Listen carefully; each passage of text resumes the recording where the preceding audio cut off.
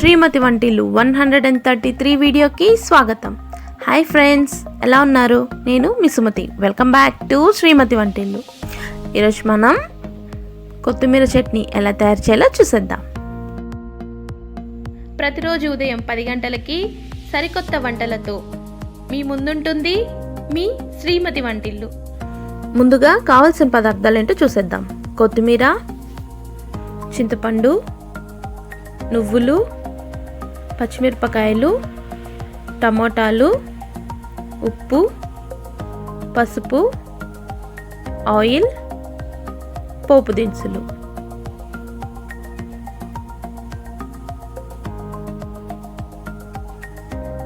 ముందుగా మనం కొత్తిమీరని అంతా ఇలా చివర్లు కట్ చేసి కడుక్కోవాలండి. కడుక్కున్న తర్వాతే కట్ చేయాలి.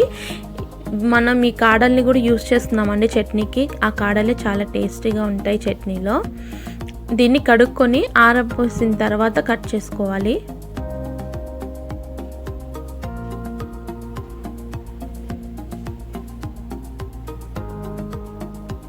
చూసారు కదా, అంతా ఇలాగే కట్ చేసి పెట్టుకుందాం. ఇప్పుడు ఒక ప్యాన్లో చిన్న గరిటెతో 2 గరిటెలు ఆయిల్ వేసుకోవాలి.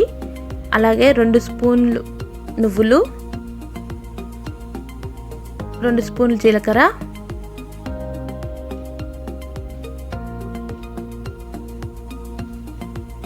1 స్పూన్ ధనియాలు,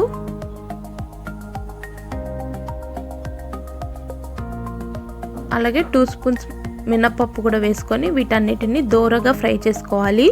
మీడియం ఫ్లేమ్లో పెట్టుకొని మాత్రమే వీటన్నిటిని ఫ్రై చేసుకోవాలి. చూసారు కదా, మనకి వేగిపోయండి. ఇప్పుడు వీటిని పక్కన తీసి పెట్టేసుకుందాం.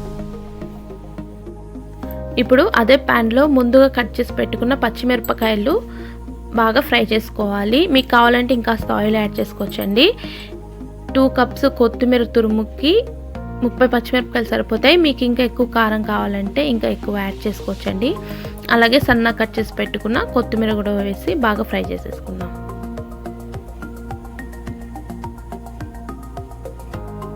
ఈ కొత్తిమీర అంతా కూడా నాకు 2 కప్స్ వచ్చిందండి. అందుకని నేను 30 పచ్చిమిరపకాయల దాకా వేసుకున్నాను. ఇప్పుడు సన్నగా కట్ చేసి పెట్టుకున్న టమోటాలు మీడియం సైజువి ఒక 6 వేసుకోండి, సరిపోతాయి. అలాగే 2 స్పూన్స్ పసుపు కూడా వేసుకొని మీడియం ఫ్లేమ్లోనే పెట్టుకొని వీటన్నిటిని కూడా మగ్గనిద్దాం. చూసారా, అన్నీ మగ్గిపోయాయి. ఇప్పుడు స్టవ్ ఆపేసుకొని వీటిని ప్లేట్లో వేసి చల్లారబెట్టుకోవాలి.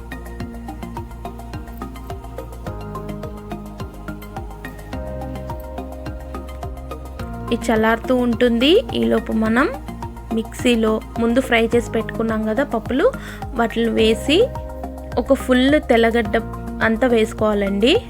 ఇదంతా కూడా బాగా మిక్సీ పట్టుకుందాం. మిక్సీ పట్టుకున్న తర్వాత మనం ఫ్రై చేసుకున్న టమాటా, కొత్తిమీర, పచ్చిమిరపకాయలు కూడా వేసి అలాగే 2 స్పూన్స్ సాల్ట్, ముందుగా నానబెట్టుకున్న చింతపండు వేసి బాగా మెత్తగా పేస్ట్ చేసుకోవాలి. మరీ మెత్తగా పేస్ట్ చేసుకోవద్దండి, కాస్త కచ్చపచ్చగా ఉంటేనే బాగుంటుంది. అలాగే చివరిగా మరో తెల్లగడ్డ వేసుకొని ఒక్కసారి తిప్పి ఆపేయండి, సరిపోతుంది. ఇప్పుడు దీన్ని బౌల్లో తీసేసుకుందాం. ఇప్పుడు మరో ప్యాన్ పెట్టుకొని అందులో చిన్న గరిటెతో 2 గరిటెలు ఆయిల్ వేసుకొని 1 స్పూన్ ఆవాలు, 1 స్పూన్ జీలకర్ర, అలాగే కరివేపాకు, 5 ఎండుమిరపకాయలు మధ్యలోకి తుంచి వేసుకోండి. ఇదంతా కూడా కాస్త ఫ్రై అయిన తర్వాత స్టవ్ ఆపేసుకొని మన చట్నీలో వేసేసుకోవడమే. చూసారు కదా, అంతేనండి. చాలా సింపుల్ మన కొత్తిమీర చట్నీ తయారు చేసుకోవడం, కానీ చాలా అంటే చాలా టేస్టీగా ఉంటుంది.